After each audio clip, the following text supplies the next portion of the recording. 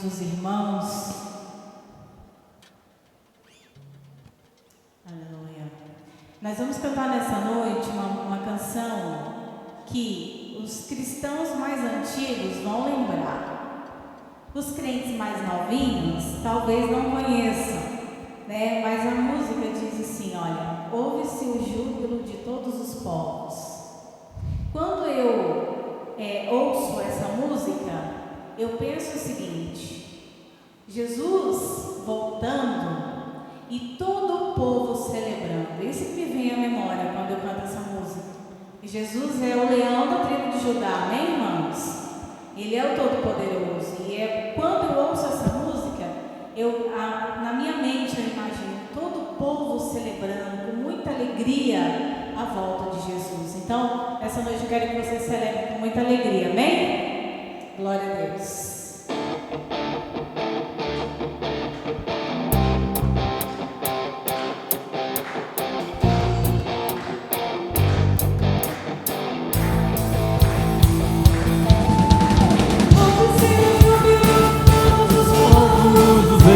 Dobraram ao Senhor, ouve-se o brado de vitória, o dia do Senhor chegou. Ouve-se todos os povos que o novo rei surgiu. Impérios reconhecem que sua destra reinará. Leão de Judá, Leão de Judá.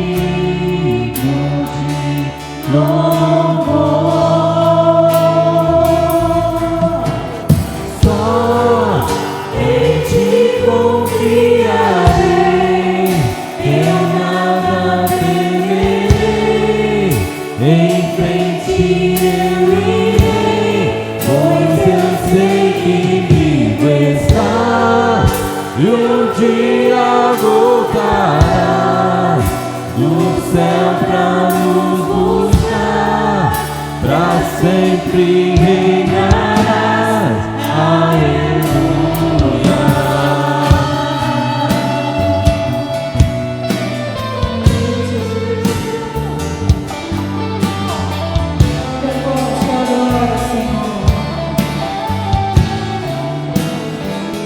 Vamos declarar juntos: Tu és a minha salvação, e a ti me renderei.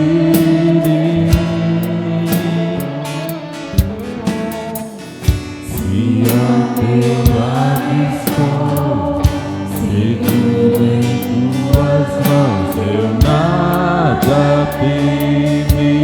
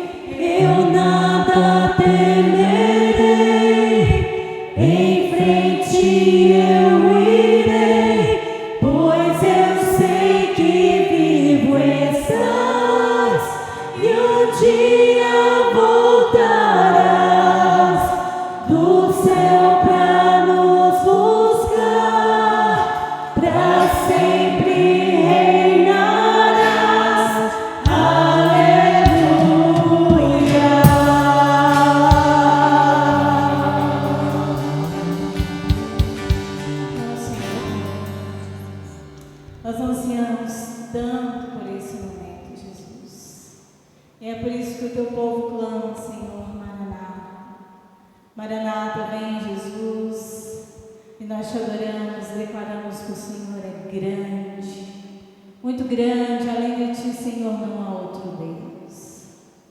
Aleluia, Jesus.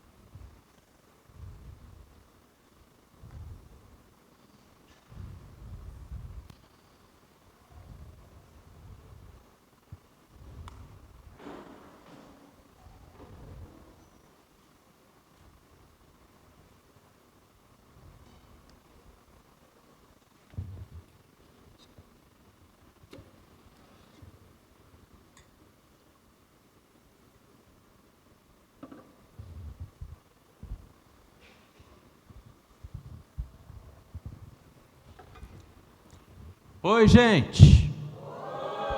Todo mundo bem? Que bom ver você aqui.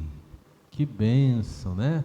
Ver cada um de vocês, saber que vocês estão bem, nas mãos do Senhor. Todo mundo está em luta? Só eu?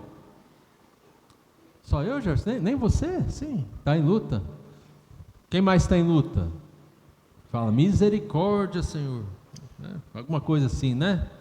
Deus tem misericórdia de nós, mas o Senhor está conosco em todas as lutas, amém, gente? Então a gente não precisa ter medo, não precisa ter temor, né? Nós precisamos continuar fiéis ao nosso Deus.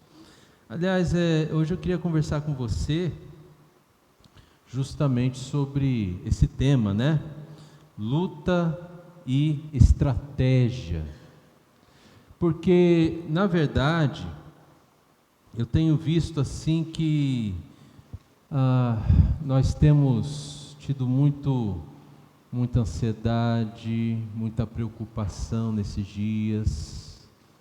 Eu vejo muita gente cansada, a gente nem chegou direito ainda ao meio do ano, não é verdade, gente?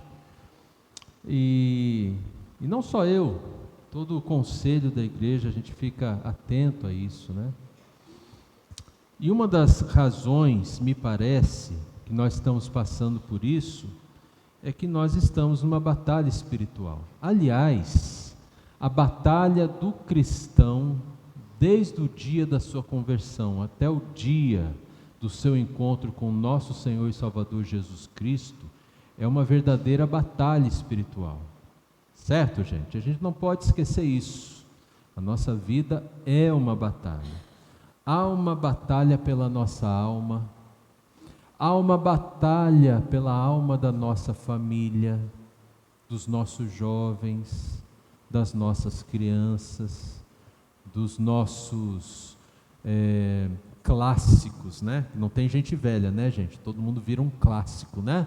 Dos clássicos, né? E nós adultos, todos nós passamos por isso.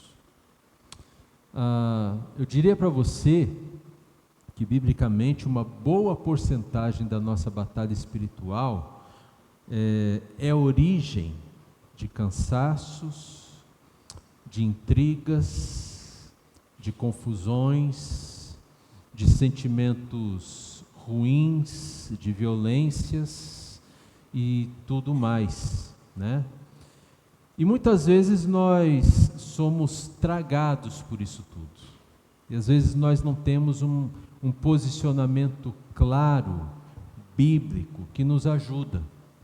Então eu queria conversar com você sobre tudo isso, primeiro porque é uma palavra para mim, eu mesmo, né? Assim, sempre que eu prego, é para mim essa palavra.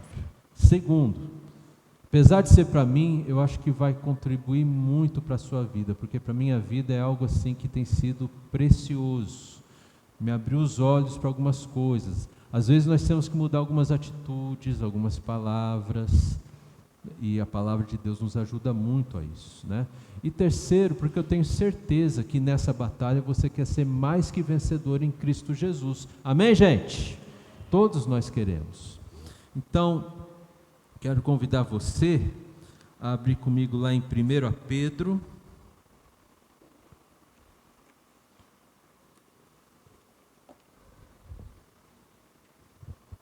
Isso, pode continuar aí por enquanto.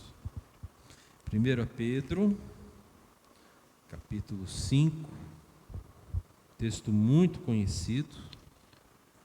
A nossa meditação vai ser do 6 até o 11, mas nós devemos considerar o pano de fundo do início do capítulo 5, pelo menos, né? Você vê ali no versículo 1, que ele começa falando para quem, gente? Presbíteros. Aqui seria assim, ó, na igreja, presbíteros, pastores, diaconisas, líderes de ministério, né? Lá em casa, os pais, o esposo, a esposa. No trabalho, se você é um empresário, é você empresário, né?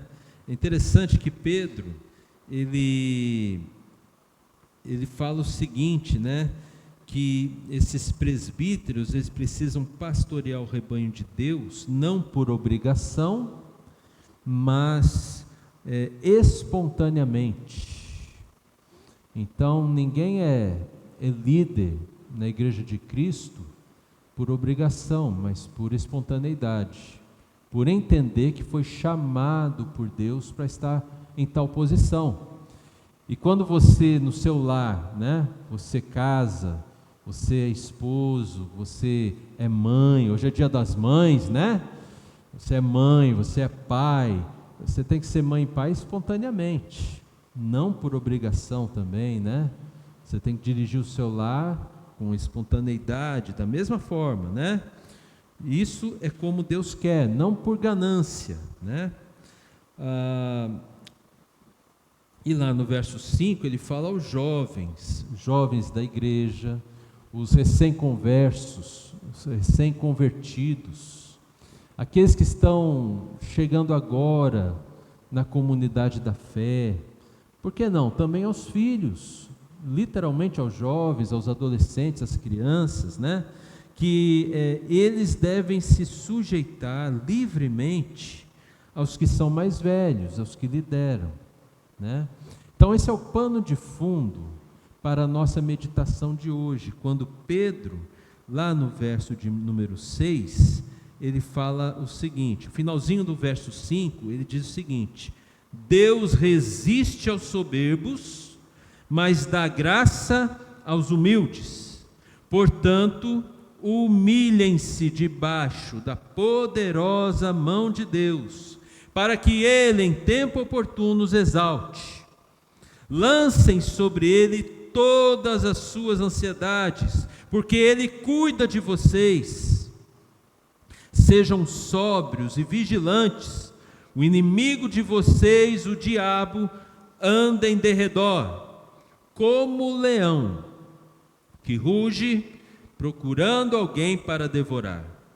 Resistam-lhe, firmes na fé, certos de que os irmãos de vocês, espalhados pelo mundo, estão passando por sofrimentos iguais aos de vocês.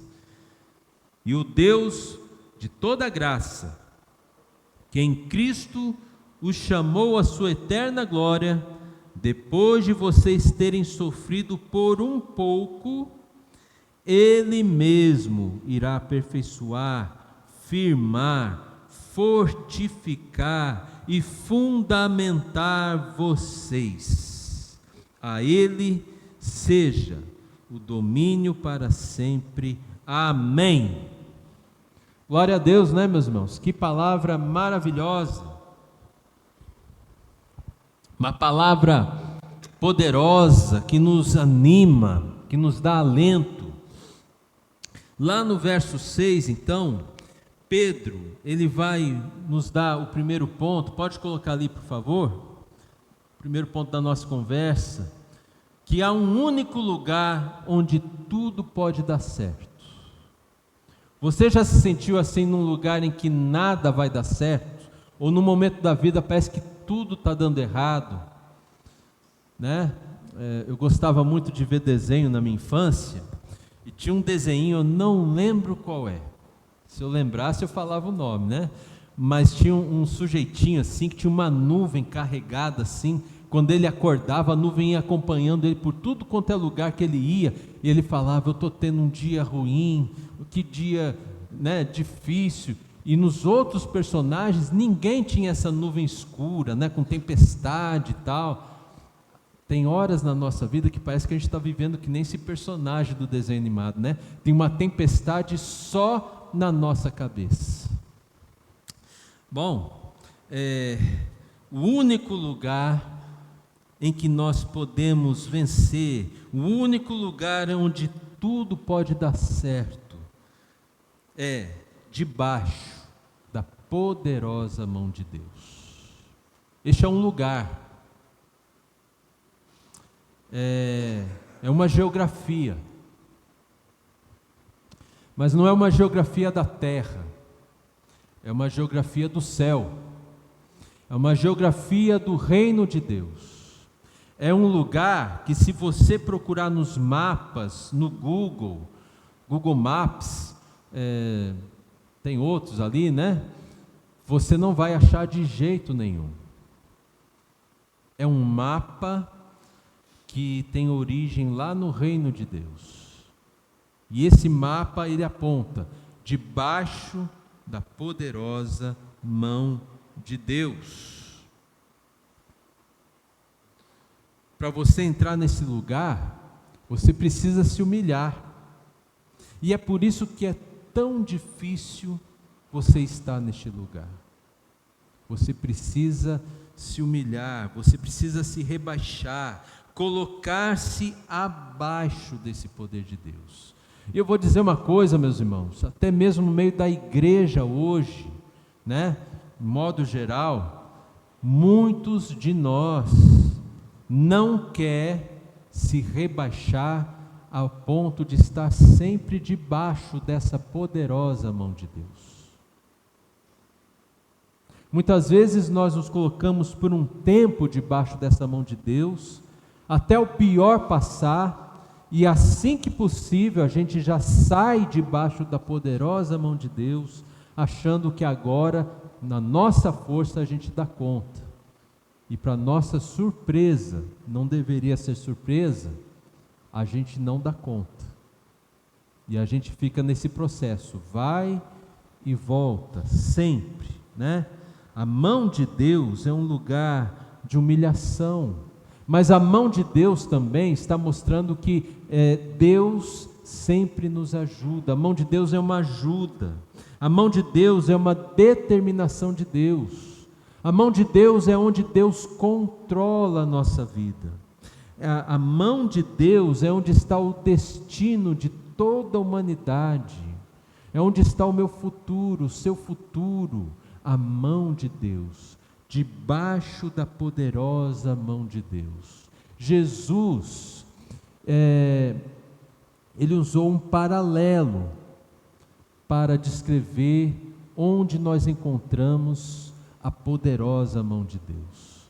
Jesus falou: você vai para o teu quarto, você fecha a porta, e estando você a sós com Deus, este é o seu quarto de oração, debaixo da poderosa mão de Deus.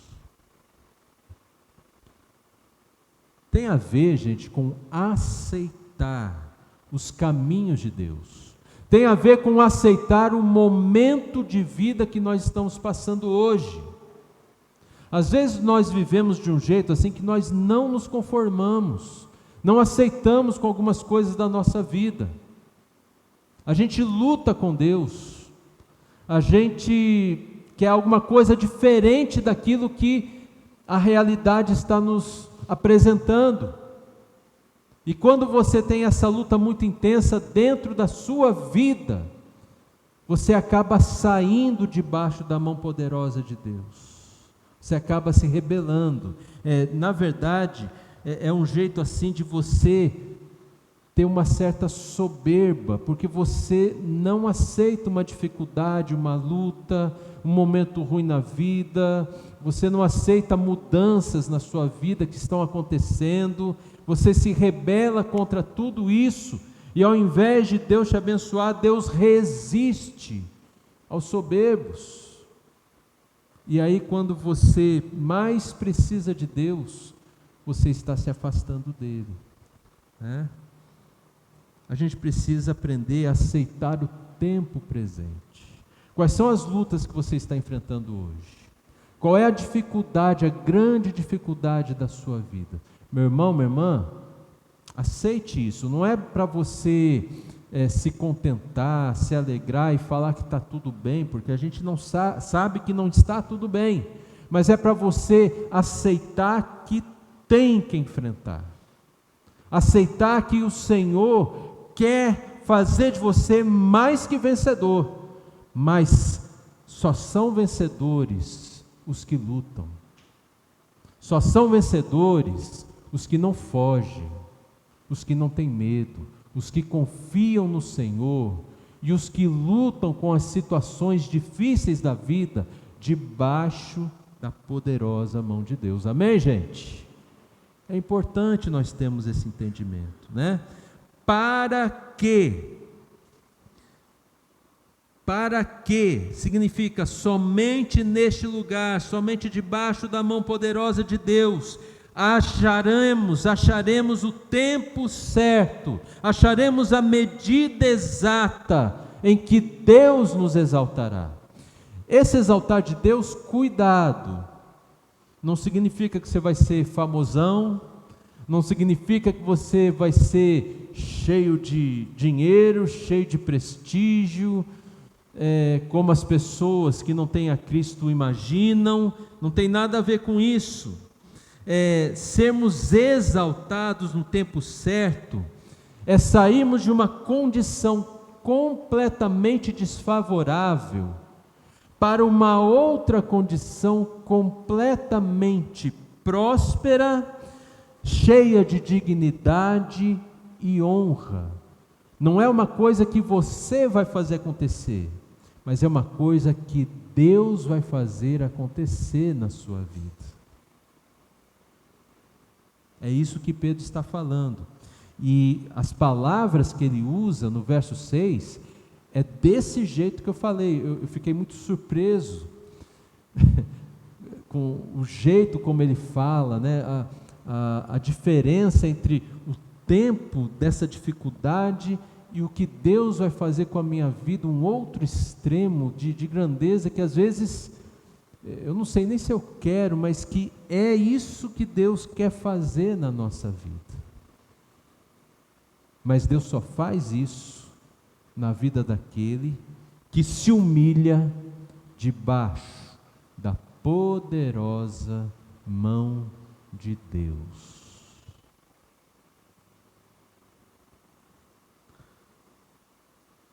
Nós nos humilhamos quando nós confiamos todas as nossas ansiedades, toda a nossa preocupação a Deus. Quando levamos tudo isso em oração e cremos que Ele tem cuidado de nós até aqui e daqui em diante continuará cuidando de nós. Amém, meus irmãos? É isso. Então, onde você está hoje? Quantos de nós realmente estamos debaixo da poderosa mão de Deus? Quantos de nós não estamos nos rebelando com as coisas pelas quais temos que passar e não queríamos passar? Quantos de nós fazem aquela oração de Jesus antes de ir para a cruz: Senhor, se possível, evita que isso aconteça na minha vida. Senhor, se possível, passa de mim, eu não quero enfrentar o cálice da sua ira, mas não seja como eu quero, e sim como tu queres. Quantos de nós estamos vivendo assim? Que nem eu tive essa experiência de ir lá para Foz do Iguaçu, né, gente? Eu falei para vocês, meu medo de avião, não queria ir de jeito nenhum, mas já que aí, Senhor, evita que eu vá de avião, mas se eu tenho que ir, seja feita a tua vontade, não a minha. E eu fui. É assim que nós temos que ser, meus irmãos. Às vezes a gente está com uma dívida assim, ó, por aqui, né? A gente até corta o cabelo assim, porque se tiver cabelo a dívida aumenta, né? Eu não quero ter que passar por essa dívida, mas não seja como eu quero, e sim como tu queres.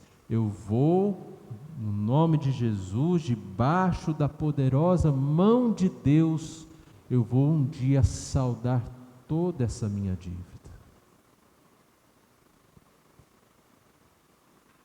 Amém, meus irmãos? Temos o segundo ponto ali, pode pôr para a gente, por favor, Hugo?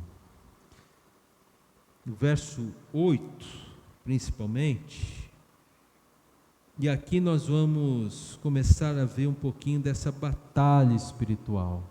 Qual é a estratégia que a gente tem, né? Bom, a primeira parte da estratégia é colocar-se debaixo da poderosa mão de Deus. A segunda é essa que está aí, gente: sobriedade espiritual.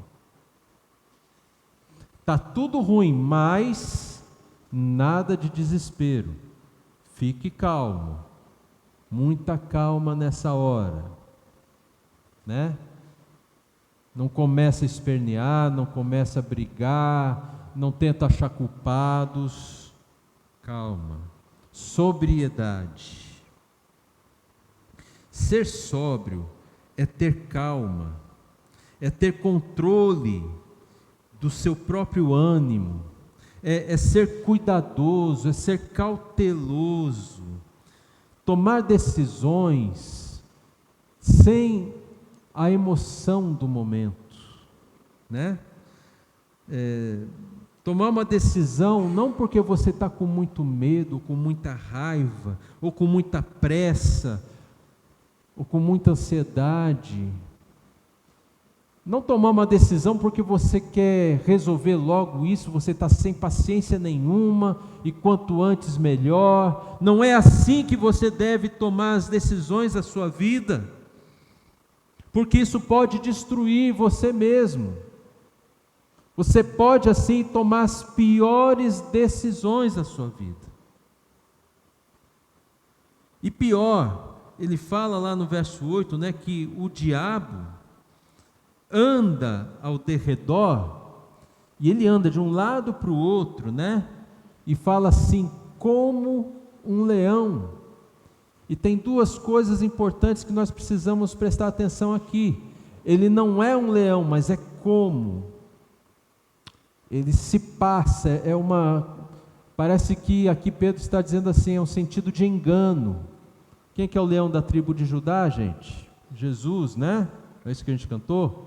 O diabo, então, ele ruge como leão, mas ele não é leão. Parece que esse rugido é para nos meter medo, e assim, se eu tenho raiva, se eu tenho medo, se eu tenho impaciência, se eu tenho pressa, o rugido me dá a sensação de que tudo é muito pior do que se apresenta. Ele deixa a coisa 10 vezes pior do que de fato ela é, o rugido. O rugido quer nos fazer ter pressa, urgência em resolver coisas, e a gente resolve tudo da pior maneira possível. O rugido, ele quer nos tragar, é assim que ele nos engana, é assim que ele nos traga, é assim que ele acaba com a gente. Se você está descontente com alguma coisa, o diabo lança um rugido. Aquilo que às vezes você não gosta, gera um descontentamento desproporcional com a realidade. E como eu falei aqui, ele está falando para a igreja, né? E se você não está descontente com alguma coisa da igreja, esse descontentamento ganha uma dimensão tão grande, olha o rugido aí, né? E aí você começa a pensar um monte de coisa, eu vou sair, eu vou tentar outra, e não sei o que. Parece, porque a gente começa a orar, parece que Jesus orienta assim, não, vai para outra mesmo. Gente, onde é que Jesus na Bíblia vai falar algo contra a igreja dele? Presta atenção, é rugido. Parece o leão, o verdadeiro leão, mas não é. Cuidado, o rugido. E tem alguns irmãos que às vezes, até são de outras igrejas, e infelizmente, a gente encontra algumas brechas na vida deles e vê assim que eles falam assim, a sua igreja não é assim, mas a minha é. Sabe, gente, essas coisas assim, ó, rugido como se fosse leão, mas não é. Não é uma palavra de Deus, não é uma direção de Deus, não é uma solução de Deus para a sua vida. É um engano. Te dá uma sensação de pressa, de ter que resolver, mas olha, cuidado. Isso acontece na sua casa, no seu lar, né? Casamento. Às vezes, casamento nenhum é perfeito, né, gente? Mas quando o inimigo solta o rugido, e se você não está debaixo da poderosa mão de Deus, aquilo que às vezes não está muito bem no relacionamento, começa a tomar uma proporção tão grande, e aí você não vê outra solução que não seja o divórcio, mas é só rugido. Olha só, rugido. Não é de Deus. Jesus nunca vai te aconselhar um divórcio, a não ser que seja um caso extremo de violência, algo assim que realmente não vem de Deus para proteger a tua vida, ok, mas porque tem algumas coisas para acertar e você ouviu um rugido, Jesus não faz isso. Não é direção de Deus, amém, meus irmãos? Cuidado, rugido não é voz de Jesus. É como um leão, mas não é o leão. É o adversário, é o diabo. Ele vai jogando em nossa mente essas palavras de acusação, medo, até malícia, que nos fazem pecar. Ele vai nos tentando, ele deseja nos afastar de Deus. E olha, nós estamos aqui no momento de oração na igreja, um momento tão bonito na vida da igreja. Nós estamos orando como igreja sempre, amém, irmãos? Estamos pedindo por avivamento, e vamos começar a orar porque, olha, vamos ter aí a agropecuária, E eu estou percebendo, eu estou observando. Depois que eu falei que a gente vai orar pela agropecuária para Deus nos dar uma estratégia, começou uma batalha maior aqui. Você não percebeu? Eu percebi. É um zum zum daqui, um zum zum dali e tal. O que é isso? Rugido. Quando a igreja começa a orar, quando a igreja começa a se envolver com aquilo que é a vontade de Deus, o inimigo não fica quieto. Ele anda inquieto de um lado para o outro. Ele fica rugindo, ele quer nos fazer desistir, ele quer acabar com a igreja, mas são as portas do inferno que não prevalecerão. E nós precisamos estar atentos, meus irmãos, atentos, cuidado. Esse inimigo das nossas almas, ele gera em nós, sabe o que mais?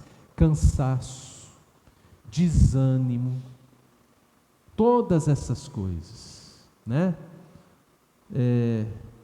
Não estou dizendo que todo cansaço vem do inimigo, mas muito do cansaço que nos impede de servir a Jesus, vem do inimigo. Muito do desânimo, eu estou servindo, mas está difícil ter um retorno, né, nem todo mundo entende e tal, a gente desanima. Esse desânimo é uma batalha espiritual na sua vida, e nós devemos parar de ouvir os rugidos do inimigo, para ouvir somente a palavra de Deus. Essa palavra é verdadeira, essa palavra é vida para as nossas vidas. O inimigo tenta nos assustar, ele tenta nos derrotar, ele anda como um leão faminto, cercando, mas ele está derrotado, porque Cristo Jesus o derrotou na cruz. Aleluia! Louvado seja o nosso Deus. Pode pôr o terceiro ponto ali, por favor, meu irmão. Nós temos a resistência no verso 9. Resistir-lhe firmes na fé, porque os vossos irmãos, você precisa saber, os irmãos no mundo inteiro suportam os mesmos sofrimentos. Resistir, meus irmãos, tem a ver com tomar uma posição contrária ao rugido do inimigo, uma posição contrária a todos esses sentimentos, pensamentos, que muitas vezes nos invadem a alma, invadem a mente. Perceber que isso não vem de Deus e eu tomar uma posição. Não, eu sou contrário a isso. Eu continuo debaixo da poderosa mão de Deus. E eu não vou dar ouvidos. Se o rugido é para eu desistir, pois agora que eu não vou desistir. Agora é que eu vou continuar. Né? Posição, resistir. Isso é resistir, gente. É tomar uma posição contrária, com firmeza, de fé, com confiança, com fidelidade a Deus. Desistir agora que eu vou ser mais fiel a Deus. Não vou desistir nunca. Desistir do meu casamento, desistir dos meus filhos, jamais. Agora é que eu vou perseverar mesmo. Desistir da minha vida? Jamais. Maior é aquele que está em mim do que aquele que está no mundo. Eu não vou desistir. Resistência. Sabendo que outros irmãos no mundo todo passam por isso. Irmãos, muitas vezes nós ouvimos alguns termos na igreja do Senhor Jesus, né? Tipo assim, você não pode olhar para o homem, você tem que olhar para Cristo. Você já deve ter ouvido ou falado assim, é ou não é, gente? Falou, ouviu? Não é isso? Mas olha só, nós temos que ter uma sabedoria aqui que Pedro está ensinando. Nós precisamos aprender a olhar para os irmãos que são firmes na fé. Nós devemos sim olhar para eles. Se você encontra um irmão firme na fé, ele é exemplo para você. Se você encontra um irmão firme na fé, que passa pelas mesmas lutas, as mesmas dores, as mesmas dúvidas, os mesmos dilemas, mas ele está sempre ali, ele não arreda o pé, está presente, toda reunião de oração, todo culto, todo trabalho, a gente vai estar junto, esse irmão sempre está junto, você vê ali, está sempre orando, sempre na palavra de Deus, firme. Pedro diz assim, você devia olhar para esse irmão. Você devia considerar a vida dele como um exemplo para você. Mas o que a gente faz? A gente olha muitas vezes para os irmãos errados, com todo respeito, a gente acaba olhando para aqueles irmãos que são mais vacilantes, que não são tão firmes, e o fato de ver eles vacilando, às vezes até faz tanto mal para a gente que ajuda a gente a vacilar junto. A gente às vezes não tem força para ser exemplo para aquele irmão vacilante, e a gente vai junto vacilando com ele, a gente olha errado. Cuidado para não olhar para o irmão errado, olha para o irmão que está firme na fé, porque ele tem passado por provas difíceis, terríveis na vida, mas se ele está permanecendo firme no Senhor, ele é alguém que você tem que considerar a sua vida, e não aquele irmão que às vezes ele é inconstante. É irmão, devemos amá-lo e tem todo o nosso amor, mas você não deve seguir o seu exemplo. Esse irmão vacilante precisa olhar para o irmão firme e pedir para Jesus: Jesus, como é que eu faço para chegar nesse ponto na fé? E para Pedro, você chega nesse ponto da fé quando você se humilha debaixo da poderosa mão de Deus.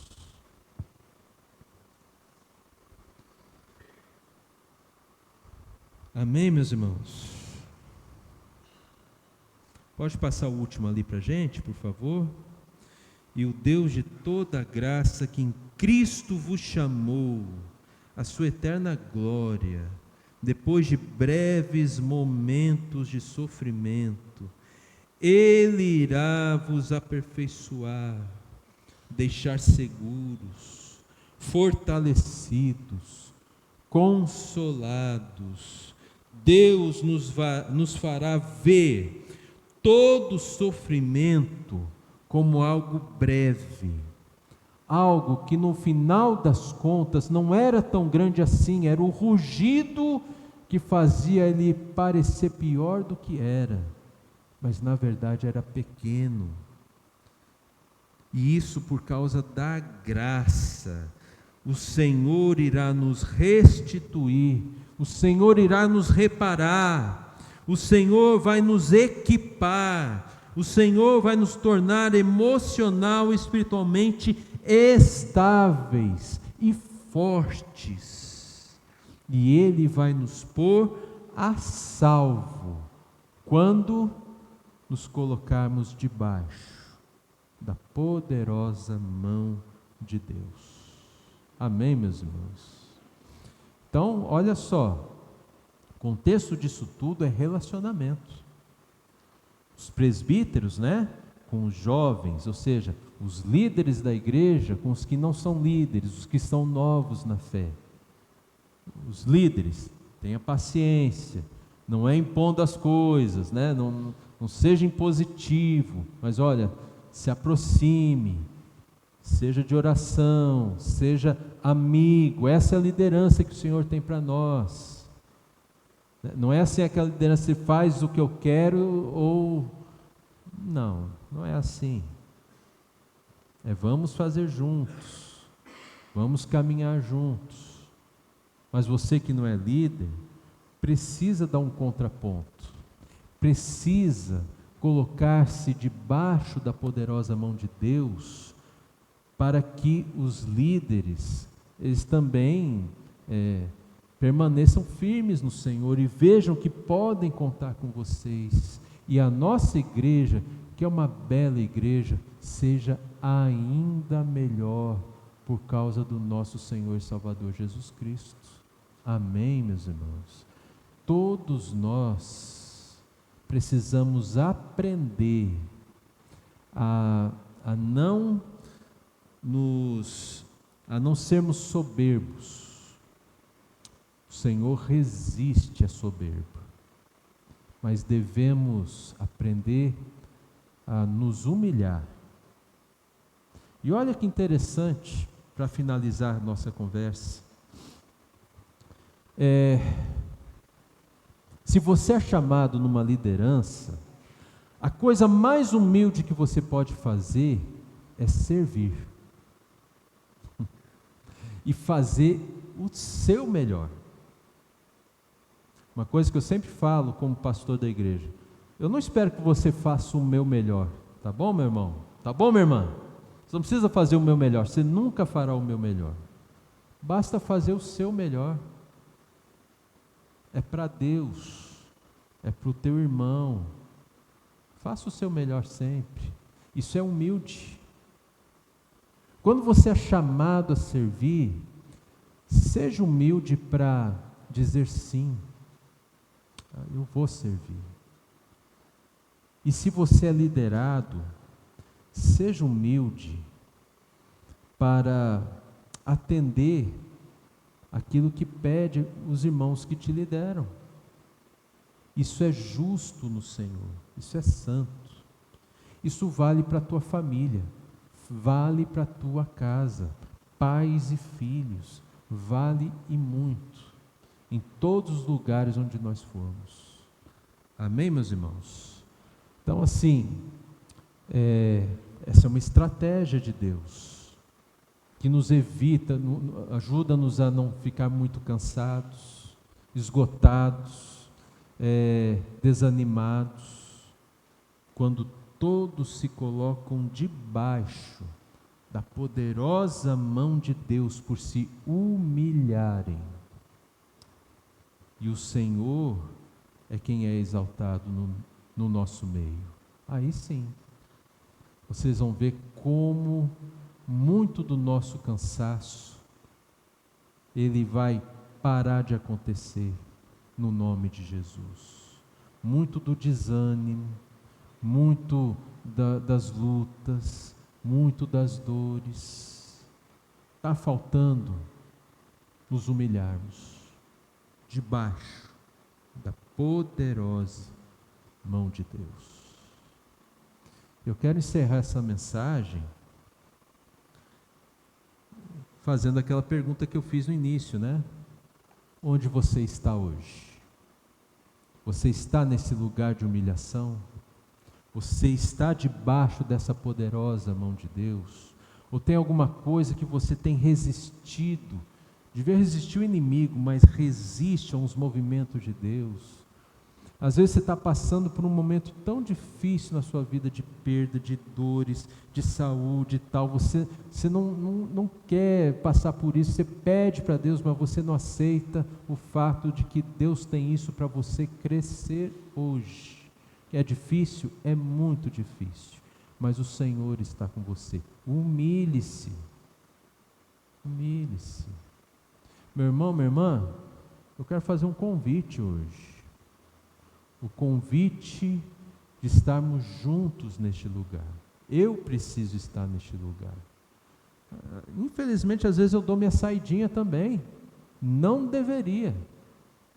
E eu não vou fazer isso mais no nome de Jesus, se Deus assim me ajudar.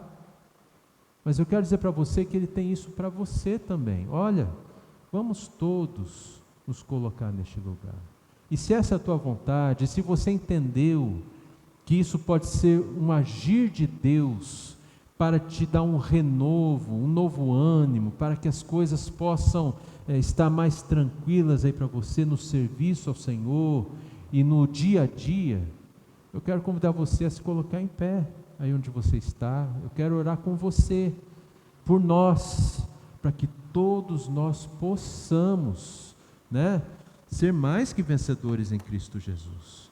Meus irmãos, é tudo que nós queremos, é tudo que nós precisamos, sabe? O Senhor está conosco, Ele é a nossa luz, Ele é a nossa salvação, não há outro senão Ele.